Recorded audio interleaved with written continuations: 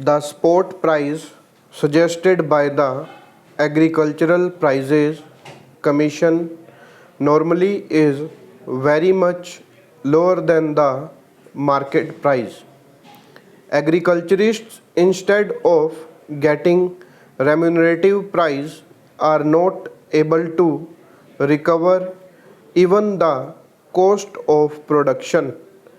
I would suggest that the Agricultural Prices Commission should be an independent body and it should be a statutory body created by a statute of this parliament so that they are able to correctly find out and assess the cost of production and suggest what should be the price which should be payable even as a spot price to the agriculturists.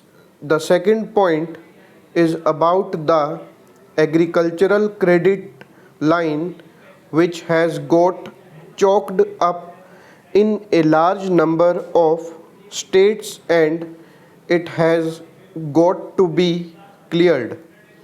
Honorable member is not here, but I was amused to find that every now and then, whenever the question of Maharashtra scheme was being raised here, he always used to say that there are some fictitious transactions and fictitious loans were given. I do not know on what basis he has been saying that. Even if there are some fictitious transactions, those could be found out and the persons concerned punished for that. Why should every cultivator be punished for that? They are not able to utilize the Reserve Bank credit limit because a large number of defaulters are there. The Maharashtra government has taken a bold and realistic step in this direction and they wanted to provide rupees 50 crores for wiping out the loan of these small and marginal farmers. I would request the finance minister to see that at least the Reserve Bank does not come in the way.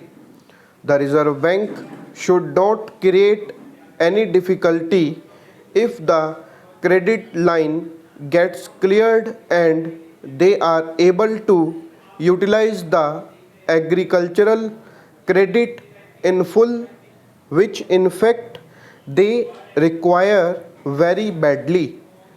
There is one more point, some kind of adjustment in the price of urea and other chemical fertilizers which the cultivators have to use is necessary.